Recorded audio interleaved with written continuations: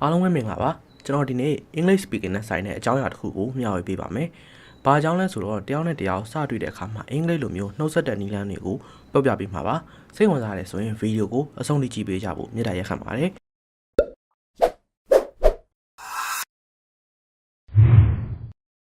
ပထမဆုံးပြောချင်တာကကျွန်တော်ရဲ့ဒီ channel မှာအင်္ဂလိပ်စာလေ့လာနေတဲ့သူတွေအတွက်အသုံးဝင်တဲ့သင်ခန်းစာဗီဒီယိုတွေကိုတင်ပေးနေတာဖြစ်ပါတယ်။မိတ်ဆွေကအင်္ဂလိပ်စာလေ့လာနေတဲ့သူတယောက်ဆိုရင်ကျွန်တော် channel ကို subscribe လုပ်ထားလိုက်ပါ။ဒီ channel ကဗီဒီယိုတွေကမိတ်ဆွေရဲ့အင်္ဂလိပ်စာစွမ်းရည်တိုးတက်ဖို့အများကြီးအကူအညီပေးပါလိမ့်မယ်။ဒါဆိုရင်တော့ဒီဗီဒီယိုရဲ့အဓိကအကြောင်းရင်းကိုဆက်ပြောကြမယ်။ကျွန်တော်တစ်ခုကြိုပြောချင်တာရှိပါတယ်။ဒီဗီဒီယိုသင်ခန်းစာတွေက beginner တွေအတွက်ရည်ရွယ်တာပါ။ဒါကြောင့်ကိုကအင်္ဂလိပ်စာလေ့လာနေတဲ့သူဆိုရင်ဒီဗီဒီယိုတွေကအကြောင်းအရာတွေကတီးပြီးသားဖြစ်နေနိုင်ပါတယ်။ဒါပေမဲ့ဘလို့ပဲဖြစ်ဖြစ်ကျွန်တော်ကသင်ခန်းစာဗီဒီယိုတွေကိုတေချာဖန်တီးထားတဲ့အတွက်ထပ်ကြည့်လို့လည်းမိတ်ဆွေအတွက်အကျိုးမျိုးစေရပါဘူး။ကျွန်တော်တို့တယောက်နဲ့တယောက်နဲ့တွေ့တဲ့အခါမှာနှုတ်ဆက်ထားတာအရေးကြီးပါတယ်။ကိုယ်နဲ့သိတဲ့လူပဲဖြစ်ဖြစ်မသိတဲ့လူပဲဖြစ်ဖြစ်ကောင်းကောင်းမွန်မွန်နှုတ်ဆက်တတ်ဖို့လိုပါတယ်။ဒါကြောင့်ကျွန်တော်ကဒီနေ့နှုတ်ဆက်တဲ့အခါမှာအသုံးပြုလို့ရမယ့်နည်းလမ်း10မျိုးကိုမျှဝေပေးမှာဖြစ်ပါတယ်။ Hello ဒါကတော့နှုတ်ဆက်တဲ့အခါမှာအများဆုံးအသုံးပြုတဲ့စကားလုံးမှာHello ကိုဘလို့အခြေအနေမှာပဲဖြစ်ဖြစ်နှုတ်ဆက်ရင်အသုံးပြုလို့ရပါတယ်။လူကြီးလူကောင်းတွေနဲ့တွေ့တဲ့အခါရင်ကြီးကြီးနဲ့ပြောရမယ်ဆိုရင်လည်းအသုံးပြုလို့ရသလိုကိုယ်တငယ်ချင်းတွေနဲ့တွေ့တဲ့အခါမှာပပနဲ့လည်းအသုံးပြုလို့ရပါတယ်။ပြီးတော့ကျွန်တော်တို့ဖုန်းပြောရင်လည်းအသုံးပြုလို့ရတယ်။ Hello အစား Hi ဆိုပြီးတော့လည်းပြောလို့ရတယ်။ Hello နဲ့အတူတူပါပဲ။ဒါပေမဲ့ Hi ကိုတော့ကိုယ်နဲ့ခင်တဲ့သူတွေတငယ်ချင်းတွေနဲ့စုံရင်နှုတ်ဆက်တဲ့အခါမှာပို့ပြီးတော့အသုံးများပါတယ်။ Good morning, good afternoon, good eveningဒါတွေကို hello နောက်မှာထည့်ပြောလို့ရပါတယ်ပြီးတော့ဒါတွေကိုပြောရမယ်ဆိုရင်ကိုပြောတဲ့ချိန်ပေါ်မှာမူတည်ပြီးတော့ပြောရပါမယ်ဥပမာကိုကတရားနဲ့မနက်ဖက်တွေးလို့နှုတ်ဆက်မယ်ဆိုရင် good morning ဒီလိုမျိုးနှုတ်ဆက်လို့ရပါတယ် good morning လို့မပြောချင်ရင်လည်း morning ဆိုပြီးတော့တစ်လုံးနဲ့ပြောလို့ရပါတယ်ဒါမှမဟုတ်နေခင်းဘက်မှာကျွန်တော်တို့တွေ့တာဆိုရင်တော့ good afternoon ညနေဘက်မှာဆိုရင် good evening ဒီလိုမျိုးတွေပြောလို့ရပါတယ်ဒါကိုကြတော့ကိုယ့်ရဲ့အထက်လူကြီးတွေနဲ့စကားပြောတဲ့အခါမှာပဲဖြစ်ဖြစ်အเจ้าမှာကိုယ့်ရဲ့ဆရာမတွေနဲ့စကားပြောတဲ့အခါမှာပဲဖြစ်ဖြစ်နှုတ်ဆက်တဲ့အခါမှာအသုံးပြုလို့ရပါတယ် Hey ကိုနဲ့အရန်ခင်တဲ့သူတွေနဲ့တွေ့ပြီဆိုရင် Hey ဆိုပြီးတော့နှုတ်ဆက်လို့ရပါတယ်ဒါပေမဲ့ကိုနဲ့မသိတဲ့သူကိုတော့ဒီလိုမျိုး Hey ဆိုပြီးတော့မနှုတ်ဆက်သင့်ပါဘူးဘာကြောင့်လဲဆိုတော့ဒါကနည်းနည်းရိုင်းတဲ့ပုံစံဖြစ်စေပါတယ်ဒါကြောင့်ကိုနဲ့မသိတဲ့သူကို Hey ဆိုပြီးတော့သွားပြီးတော့မနှုတ်ဆက်ပါနဲ့ကိုနဲ့အရန်ခင်မှာဒါ Hey ဆိုပြီးတော့နှုတ်ဆက်ပါသူ့ရဲ့နောက်မှာစကားလုံးတချို့ကိုထည့်ပြီးတော့လည်းပြောလို့ရပါတယ်ဥပမာ Hey man Hey there ဒီလိုမျိုးတွေနှုတ်ဆက်လို့ရပါတယ်ဒါတွေကိုလည်းကျွန်တော်တို့နဲ့အရန်ခင်တဲ့သူတွေနဲ့နှုတ်ဆက်တဲ့အခါမှာပဲအသုံးပြုတင်ပါတယ် How are you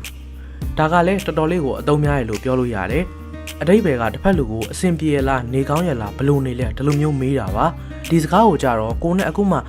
ဆုံတဲ့သူနဲ့နှုတ်ဆက်တဲ့အခါမှာပြောရင်ပို့ပြီးတော့တင့်တော်ပါတယ်ဒါပေမဲ့အလုပ်ခွင်မှာပဲဖြစ်ဖြစ်မိတ်ဆွေတွေနဲ့ပဲဖြစ်ဖြစ်တွေ့တဲ့အခါမှာလည်းသုံးလို့ရသလိုကိုယ့်ရဲ့တငယ်ချင်းတွေနဲ့နှုတ်ဆက်တဲ့အခါမှာလည်းအသုံးပြုလို့ရပါတယ် How have you been How have you been ဆိုတာကမတွေ့တာကြာပြီเนาะဒီကြားထဲဘာတွေလုပ်နေလဲဒီလိုမျိုးမေးတာပါဒါကိုနဲ့မတွေ့တာကြာပြီဖြစ်တဲ့သူနဲ့ပြန်ဆုံရင်အသုံးပြုလို့ရပါတယ်ဘာကြောင့်လဲဆိုတော့ How have you been ဆိုတာက past tense ဖြစ်ပါတယ်ဒါကြောင့်အတိတ်ကိုရည်ညွှန်းတယ်ကိုနဲ့မတွေ့တာကြာပြီဖြစ်တဲ့အတွက်ဒီကြားထဲမှာဘာတွေလုပ်နေလဲဆိုပြီးတော့အတိတ်ကိုမေးတာပါဒါကြောင့်ကိုနဲ့အချိန်တော်တော်ကြာမတွေ့ဖြစ်တဲ့သူနဲ့ပြန်တွေ့လို့နှုတ်ဆက်တယ်ဆိုရင်ဒီစကားကတော်တော်လေးကိုအသုံးဝင်ပါလိမ့်မယ်ပြီးတော့ဒီစကားကအသုံးများတဲ့အထက်မှာလည်းပါပါတယ်ဒါကြောင့်ကျွန်တော်ကပြပြပေးတာပါ How's it going How's it going က How are you နဲ့ခက်ဆင်ဆင်ပါပဲဒါပေမဲ့သူက How are you ထပ်ပို့ပြီးတော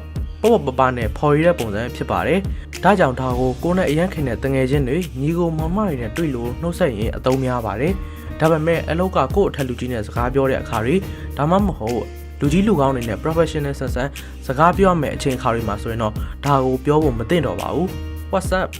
ဒီတစ်ခုကလည်း How are you တို့ How's it going တို့နဲ့တူတယ်လို့ပြောလို့ရတယ်ဒါပေမဲ့ How's it going ထပ်ပို့ပြီးတော့လူငယ်ဆန်ဆန်ပနဲ့ပြောတဲ့ပုံစံမျိုးပါဥပမာလူငယ်တွေကြားထဲမှာအချင်းချင်းပြောနေကြတဲ့ဘန်စကားလိုပုံစံမျိုးဖြစ်ပါတယ်တကယ်လို့ကိုတငယ်ချင်းကကို WhatsApp ဆိုပြီးတော့လာနှုတ်ဆက်တယ်ဆိုရင် nothing ဒါမှမဟုတ် not much ဒီလိုမျိုးပြန်ပြောလို့ရပါတယ်ပြီးတော့ကိုအနေနဲ့တခြားဘာမှပြန်မပြောချင်ဘူးဆိုရင် WhatsApp ဆိုပြီးတော့ပဲပြန်ပြောလို့ရပါတယ် It's nice to meet youဒီစကားကိုကိုယ့်အနေနဲ့ professional ဆန်ဆန်စကားပြောရမယ့်သူတွေနဲ့တွေ့လို့နှုတ်ဆက်တဲ့အခါမှာသုံးရင်ပို့ပြီးတော့တင့်တော်ပါတယ်ဒါကိုနောက်တစ်မျိုးအနေနဲ့ It's a pleasure to meet you ဆိုပြီးတော့လည်းပြောလို့ရပါတယ်ဒီမှာသတိထားစေချင်တာတစ်ခုရှိပါတယ်ကိုနဲ့ပထမဆုံးအကြိမ်ဆုံတဲ့သူနဲ့နှုတ်ဆက်တဲ့အခါမှာပဲ nice to meet you ကိုသုံးရတာဖြစ်ပါတယ် It's nice to see you again ဒါကလည်း It's nice to meet you နဲ့ခက်ဆင်ဆင်မဲ့လို့ပြောလို့ရတယ်ဒါပေမဲ့နည်းနည်းမတူတာတွေတော့ရှိပါတယ် ဘယ်နေရာမှာမတူတာလဲဆိုတော့အသုံးပြုတဲ့နေရာမှာနည်းနည်းကွာသွားတာပါဘယ်လိုမျိုးကွာတာလဲဆိုတော့ကိုနဲ့တစ်ခါမှမတွေ့ဘူးတဲ့သူနဲ့စတွေ့တဲ့အခါမှာနှုတ်ဆက်ရင် It's nice to meet you ကိုအသုံးပြုပြီးကိုနဲ့တွေ့ဘူးတဲ့သူနဲ့နှုတ်ဆက်တဲ့အခါမှာမှ It's nice to see you again ကိုအသုံးပြုရတာဖြစ်ပါတယ်သူ့ရဲ့အဓိပ္ပာယ်ကတော့ပြန်တွေ့ရတာဝမ်းသာပါတယ်လို့ပြောချင်တာပါ Long time no see မတွေ့ရတာကြာပြီနော်လို့အဓိပ္ပာယ်ရပါတယ်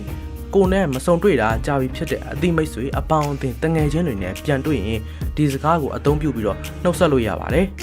ဒီစကားကလည်းနှုတ်ဆက်တဲ့အခါမှာအသုံးဝင်တဲ့စကားတစ်ခုဖြစ်ပါတယ်ဒါကြောင့်သေချာမှတ်ထားပြီပါတကယ်လို့ကိုကဒီစကားတွေကိုဘယ်နေရာမှာအသုံးပြုရမယ်မှန်သေချာမသိသေးရင်တော့ဗီဒီယိုကိုနောက်တစ်ချိန်ပြန်ကြည့်ပြီးတော့မှထပ်လေ့လာပါโอเคဒါဆိုရင်ကျွန်တော်ဒီနေ့မျှဝေခဲ့တာတွေကိုမိတ်ဆွေတို့သဘောကျမယ်နားလည်မယ်လို့မျှော်လင့်ပါတယ်